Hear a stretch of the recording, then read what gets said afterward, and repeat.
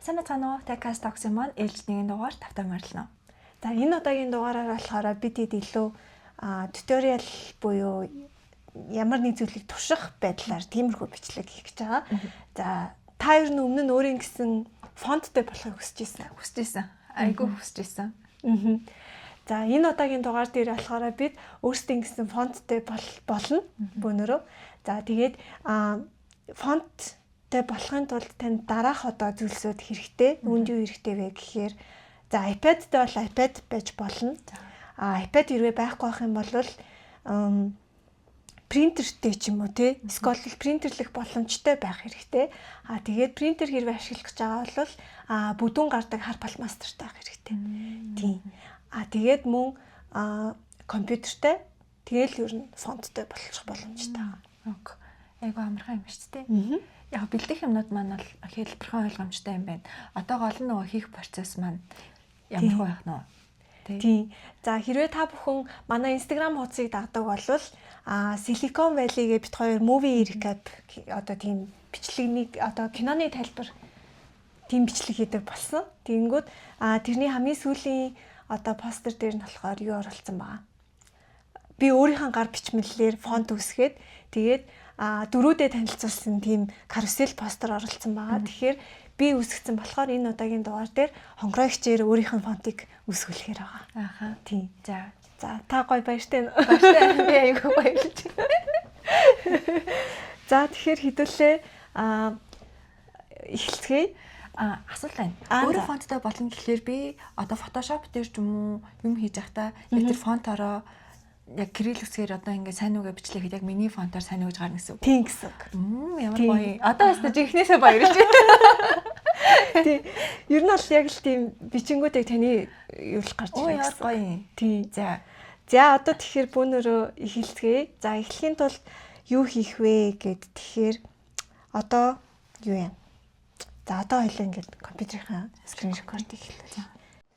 За одоо энэ чинь ингээд каллиграфер гэдэг ийм түүл би өөр олсон байхгүй юу? Ер нь нэг ийм бас өөрийн гэсэн фонтоо ер нь яаж хийх үгээ сонирхож байгаад ийм каллиграфер гэдэг түүл олсон. За энэний маань дэлгэрэнгүй оруулах линкийг бичлэгний ханд оруулаад тавьчих тий. За энэ каллиграфер яадаг вэ гэхээр би бол энэ ингээд өөрийнхөө фонтыг үүсгэхдээ ашигласан ингээд өсгөнүүд маань байгаа гэсэн үг.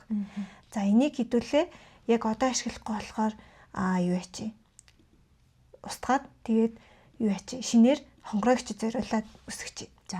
За тэгээд план буюу үний хувьд болохоор хэдүүлээ үнэгүй план дээр нь ашиглана. Үнэгүй план нь болохоор нийт 75 ширхэг юм тэмдэгт бичиж болдог. Тэгэхээр ер нь өдөр тутмын шаардлагыг бол нийт чинь илүү нөгөө нэг сонирхолтой одоо ханз манзыг хүртэл бичиж болоод байгаа байхгүй юу.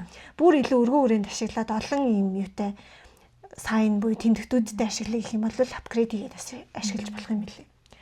За хамгийн ихний ээлж нь болохоор мэдээж логиныг нэвтрээд орчин. За энэ бол ингээд логиныг нэвтрээд орсон байгаа гэсэн үг. За templates гэж ороод тэнгүүд энэ юунууд байгаа. Тэмдэгтүүдийн юм одоо юунууд гэх юм уу? Тэмдэгтүүдийн одоо minimal English, German, French гэдэг нэг өсгөнүүд нь байгаа гэсэн үг. За тэнгүүд эндээс languages гэдгийг сонгоод хэдүүлээ монгол хэлээр одоо фонт үсгэх гэдэг байгаа шүү дээ. Тэнгүүд Mongolian гэдээ дарчих юм бол монгол хэлний цагаан толгой өсгөнүүд гараад ирнэ. За тэгээд энэ маань за ерөнхийдөө ингэж өсгөнүүдээ гаргаад ирчихэж байгаа. Тэнгүүдээ эндээсээ download template гэдэг дээрээ дараад за тэгээд PNG форматаар авчиж хэдүүлээ. Яа тэгвэл хонгорогч бит хоёрын жишээн дээр хоёлаа юунаас ашиглах гэж байгаа. Таблетнаас зурх гэж байгаа тийм iPad-наас. За тэгээд helpline гингүүт энэ нөгөө нэг юу юм бэлээ. Одоо нөгөө нэг зурааснууд дээ штэ энэ зураасыг хэтрүүлэхгүйгээр зурна гэдэг энэ туслах тэмдэгтүүдийг идэвхжүүлчихье. За энийг бас идэвхжүүлчихье. Энэ нь болохоор одоо энэ өсгөнүүд маань яг тэр нөгөө нэг хойноо ингээд тусламж байдлаар энэ баг зэрэг бүдэг гарч ирнэ гэсэн үг. Эндээ зурхад илүү амархан. За тэгээд download хийчихнэ. За тэгээ энэ маань ингээд уншиж агаад zip файлаар ингээд орж ирж байгаа гэсэн. За тэнгүүд манай download хийсэн дээр zip файл маань ингээд ороод ирсэн. За тэгээ эндээсээ ийм одоо хоёр юу гарч ирж байгаа гэсэн үг. За тэнгүүд эндээс нь юу яа? Татаж авч агаад тэгээд iPad-ын дээрээ зурна гэсэн үг. За. За энэ хоёрыгоо юу яач шеэрлээд iPad руу явуулчих тий. За ингээ ороод ирж байгаа шүү дээ. Тэгээд за маркераа сонгоод за одоо энэ үзгэн авил зүгээр. Тийм. Тийм энэ. За одоо том явах юм бол яг томоороо. Тийм. Аха А Б гэдэг. Тийм. За одоо та өөрийнхоороо шууд бичнэ гэсэн үг. Өөрөөр бичгээр. Тэгээд нийт зөвлөн заавалчгүй юм perfect match ахалбгүй. Яг өөрийнхөө гой бичмэлээр бичих бол.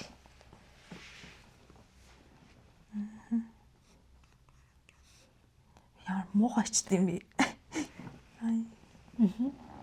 За. A few moments later. Одоо хоёлаа л iPad-ын дээр ингээд зураад байгаа болохоос одоо iPad байхгүй хүмүүс маань юун дээр шууд ячиж болно. Цаасан дээр шууд ингээд маркераар бичиж болно гэсэн үг байхгүй юу? Гэтэ цаасан дээр бичихлээр бол юу яана гэж байхгүй юм шүү дээ. Буцааж мацаагаа муухай биччихлээ энэ тэргээ нааж байгаа даа ингэнэ гэсэн үг биш юм байна шүү дээ. Нэг бичсэн бол тэгэл скол запас болгоод олон цас канонд нь л гэсэн. Тийм байна. За энэ ингээд болцсон тий. За энийг хадгалаад за дараагийнх нь. За.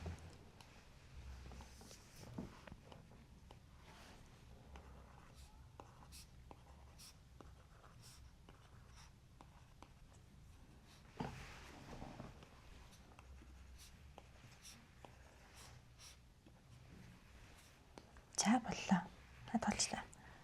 За одоо хадгалаад тэгээ хоёлаа энийгээ над руу буцаага явуулчих. За одоо ингээд iPad-ын дээрээ бичээд iPad-наасаа компьютер руу явуулсан тийм үү. За тэгэнгүүт My Fonts гэдэг хэсэг рүү орно. За тэгэнгүүтээ upload template хийнгүүтээ саяны хоёлаа iPad-ын дээрээ хадгалсан хоёр зураг оруулж ирнэ гэсэн үг. За энэ бит хоёрын дөрөв бичсэн одоо бичвэрүүд нэгээр файл апплод хийх юм лээ. За ингээ оруулаад ирж байгаа. Тэгэнгүүт upload template-д дараад за ингээ таны бичсэн бичвэрүүд бүгдээр ороод ирж байгаа гэсэн үг. За. За тэгээд энийг одоо энэчнээ шалгаж байгаа байхгүй юу?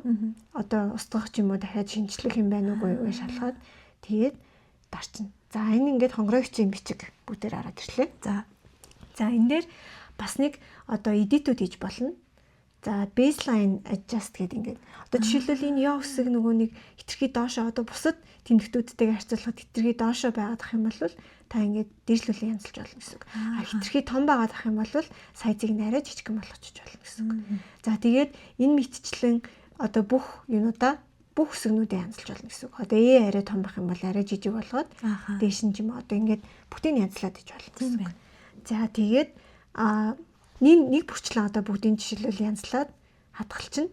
За тэгэнгүүтээ энийгээ юу ячна? Build font гэхэд за энэ нь одоо хоёлаа хонгорогчийн фонт болохоор хонгороо хийчихтэй. За тэгээд build. За хэсэг хугацаанд уншиж аваад юу гараад ирнэ гэсэн үг. За тэгэнгүүт энэ дээр болохоор таны одоо фонт чинь ердийн одоо нөгөө нэг фонтуудтай харьцуулахад хэмжээ нь одоо хэр том харагдаж байна гэдэг нь энэжээ гарч ирж байгаа гэсэн үг. Тэгэхээр миний хол жижигхэн байна. Тийм.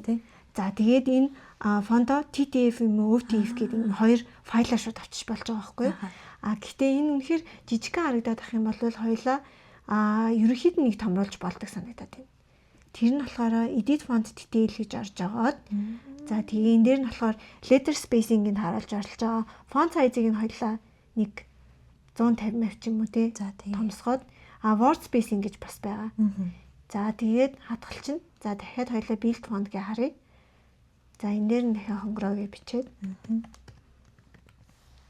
За тэнгүүт арай том болоод ирсэн байгаа. Тийм ээ. За одоо энийг хоёлаа хэрвээ болцсон гэж үзэж авах юм бол TTF файлаар нь татаад за ингээ хадгалагдчихж байгаа.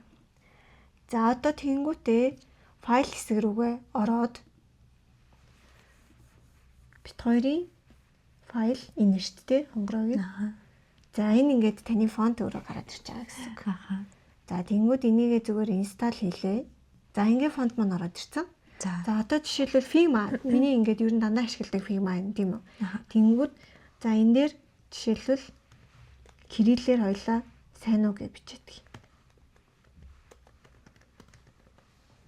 За сайз нь нэлээд жижиг харагдахгүй юм тий. Чи томруулчих. Энэ одоо чиний бичгээр байгаа юу? Тий, энэ миний бичгээр. За Одоо хоёлаа энийг хонгороог хайгаад за энэ ингээд таны руу ороод ирсэн. За энэ ингээд таны гар бичмэлээр ороод ирж байгаа гэсэн. Ямар сонирхолтой. Тий. Тэгээд энэ board хоёрын хооронд одоо нэг өсөг хоорондын зайн их авах юм бол санийхаараа тохируулаад жижигхэн болгочих болно гэсэн. Бүр анхныхаа одоо нөгөө фонт хийсэн аппликейшн руу гарч байгаа дөө. Тийм гэсэн. Ямар сонирхолтой. Өөрөө чи ингэ харсан ч ямар инээдтэй. Вау. Тэгтээ Figma-гаас бас хоорондын зайн яах үгүй юу? Figma-гаас хийж болно. За би энээр хоёлоо туршаад би энийг хүчтэй тэгтээ ерөөсө бодоогүй юм. Ингэж бас болох юм. Тийм. Figma дээр одоо leader spacing ингээд янзлчих ёстой. Гэтэ бас төгс хийхгүй байгаа. Тийм болохоор нөгөө гаргаж ирэхдээ adjustment-уудыг нь сайн хийгээд бичгтээ бас зураасан дээрээ сайн бичнэ гэсэн үг байна. За одоо хоёлаа энийг жишээлбэл минийх болгож үзье л та. За ингэж. За өчтөр би бас хөөрхөн апдейтүүд 2 удаа бараг апдейт хийсэн. Энэ нөгөө нэг юу юм яатсан болохоор. За энэ ч юм уу тий. Ингээд өөрөөсөө хангасан. Тийм байна. Ямар сонирхолтой юм. Гэтэ бас гоё юм байна. Яг ингэж нөө фонттой болохын тулд гоё жоохон хичээгээд өсгөнүүдээ айгүй гоё бичүүл зүгээр юм байна. Тэгэж бас болно. Хоёлоо болоо сая ер нь демогоо харуулахын тулд ингээ хорт хийчлээ шүү дээ. Тийм. За тэгэнгүүт энийг бас яаж гоё ашиглаж болох уу гэд бодоод үзсэн. Тэгэнгүүт за миний гэсэн ингээ фонт болчлаа тийм үү. Тэгэнгүүт за энүүгээрээ хайрын захиа бичдэг ч юм уу те. Амар гоё дижитал хэлбэрээр тийм юм явуулдаг ч юм уу те. Эсвэл хүүхдүүдтэй хүмүүс авах юм бол хүүхдээ бүр ингээд сургуульд орсон цагаас нэгдүгээр ангитай ингэж бичдэг байсан, хоёрдугаар ангитай ингэж бичдэг байсан гэд нөгөө жил анги ахих тусам бичгийн юм нь яаж өөрчлөгдөж байгаа. Хүүхдийнхаа нөгөө бичгийн юмыг бүр амар гой санаа. Дижиталаар хадгалж болж байгаа гэсэн. Тийм байна. Тэгэхээр ер нь яаж гоё сэтгэнэ яг тэрүүгээрээ хийж болно. Ажил дээрээ жишээлбэл ажлынхаа газрын хүмүүсээр бичүүлэнгүүтээ хүн болгоны хувийн фонтыг үсгээд энэ хиний бичиг вэ гэж таалагддаг ч юм уу тий. Тэгвэл бас айгүй гоё сонирхолтой сонсогч юм бас амар гоё санаа байна. Нэг ингэж бичгээ үсгээд хадгалаад авсан байхад ер нь бодож байгаа янз янзын байдлаараас ашиглах боломжтой юм байна. Гоё юм байна. Гоё демо үзсэн намайда баярлаа. За баярлаа. За тэгээд энэ мэтлэн шинэ гоё төлөвлөд сурах юм бол бит хоёр гоё хуваалцсан. Тэгээд та бүхэн бас өөрсдөө өөрийн гэсэн фонттай болчих юм бол биднэрт зургаар ч юм уу комент хэсэг дүлдээх юм бол бит хоёр тас аягүй гоё оромтой гоё санагдах баха. Тэгээд өнөөдрийн туториал бичлэг маань таалагдсан ба та бүхэн манаас гоё урмын сайхан үгээ комментээр үлдээгээрэй. Тэгээд сувгийг маань дагаж амжаагүй бол subscribe хийгээрэй. Тэгээд дараагийнхаа бичлэгээр уулзлаа. Түр баяртай.